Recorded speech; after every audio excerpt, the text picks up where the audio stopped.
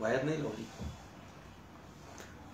नमस्कार, डिजिटल महाराष्ट्रामध्ये मी आपल्या सर्वांचं स्वागत करतो. माझ्यासोबत आहेत हाजी मोमीन भाईजान. सध्या जी गोष्ट राष्ट्रवादीचे कार्यकर्त्यांना पटली नाहीये, कुठेतरी मंत्री अब्दुल सत्तार यांनी सुप्रियाताई सुळे, खासदार सुप्रियाताई सुळे यांच्यावर खालच्या पातळीवर जाऊन कुठेतरी टीका केलेली आहे. या संदर्भात आपण हाजी मोमीन भाईजान यांची प्रतिक्रिया घेण्यासाठी आलेलो आहोत. हाजी मोमीन भाईजान काय बोलणार आपण जाणून घेणार आहोत. भाईजान, आपण पाहताय की महाराष्ट्रभर राष्ट्रवादीचे जे कार्यकर्ते आहेत ते कुठेतरी नाराज झाले आहेत, ते कुठेतरी भडकलेत. अशा वेळेत आपली भूमिका सर्वात महत्वाची असते, कारण आपण ठाणे शहराच्या इथून नेतृत्व करतात, महाराष्ट्राचं नेतृत्व करतात. तर आपली भूमिका ऐकण्यासाठी सुद्धा लोक विचार करत असतात की भाईजान काय बोलणार आहे. यावेळी आपण काय बोलणार. नाराज होण्याचं कारण तर आहेच. जर एका भिक्कार चोट भळव्यानी अब्दुल सत्तार भळव्यानी. भाईजान थोडंसं लाईव्ह आहे, त्यामुळे आपले शब्द जरा जपून वापरावे अशी विनंती. आपले शब्द जरा तुम्ही जपून वापरले. मी माझ्या शब्दात लाईव्ह असल्या कारणामुळे मला बोलवलं. कंट्रोल मंदीच आहे. त्या भळव्याला मी 24 तासाचा नोटीस अल्टिमेटम देतोय. जर 24 तासात त्यांनी सुप्रियाताईकडे जाऊन नाक रगडून माफी नाही मागितली, कोणत्या पातळीचं राजकारण करतोय हा भळवा. भाईजान मी आपल्याला रिक्वेस्ट करतो, आपण असं चप्पलेने मारणार, चप्पलेने. जिथं भेटला तिथं मंत्रालयात भेटू दे. 24 तास जर माफी नाही मागितली ना यांनी, तर 24 तासानंतर ही कोल्हापुरी पायथान म्हणता याला. म्हणून या पायथानानेच आहे ना, कुठं बाजारात भेटू दे, बाजारात मारणार. जिथं मंत्रालयात भेटू दे, जिथं भेटला तिथं मारणार.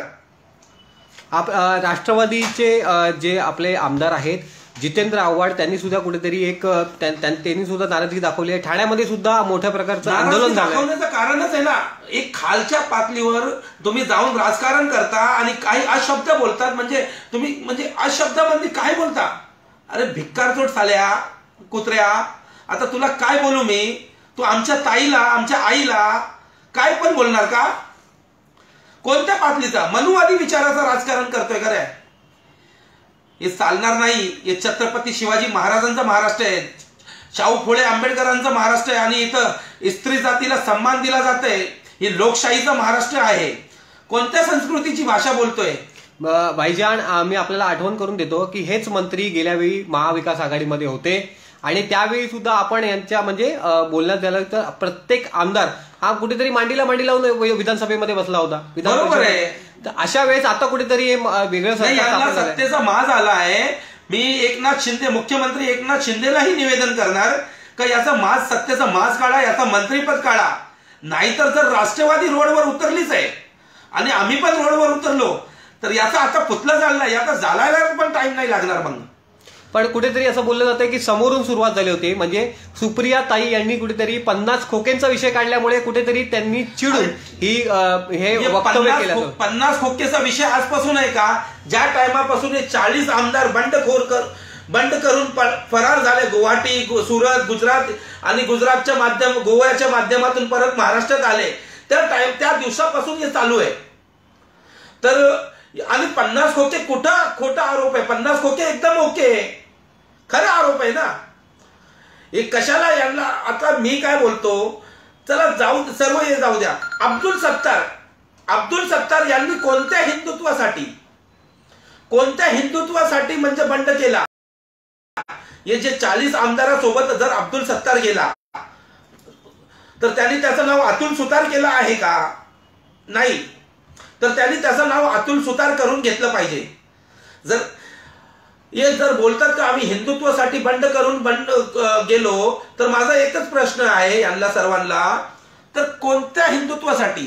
राष्ट्रवादी काँग्रेस पक्षात किंवा काँग्रेस पक्षात ज्यांच्यासोबत महाविकास आघाडी झाली होती निर्माण, तर त्या पक्षात का हिंदू नेते नाहीये का. तुमच्याप्रमाणे ते हिंदू नव्हेत का. हिंदू आहे ना ते. पण आपली राष्ट्रवादीची, आपली एक कार्यकर्ता म्हणून राष्ट्रवादीची काय आपली मागणी आहे. माझी एकच मागणी, 24 तासाच्या आत जर यांनी माफी नाही मागितली, तर याला भर बाजारात पुन्हा एकदा आहे ना, या कोल्हापुरीने ठोकणार, चांगलं ठोकणार, आणि याचा पुतलाही चालणार. आपल्यासोबत होते हाजी मोमीन भाईजान. त्यांनी आपण पाहिलात की डिजिटल महाराष्ट्राच्या लाईव्हच्या माध्यमातून आपण त्यांच्याशी चर्चा केली आणि त्यांनी देखील कुठेतरी कोल्हापुरी दाखवून मंत्री अब्दुल सत्तारांना चॅलेंज दिलेलं आहे. त्यामुळे अब्दुल सत्तार हे माफी मागणार का यावर सुद्धा कुठेतरी प्रश्न उपस्थित होतात. अशाच काही बातम्यांसाठी पाहत राहा डिजिटल महाराष्ट्र, आपल्या हक्काचं मराठी न्यूज.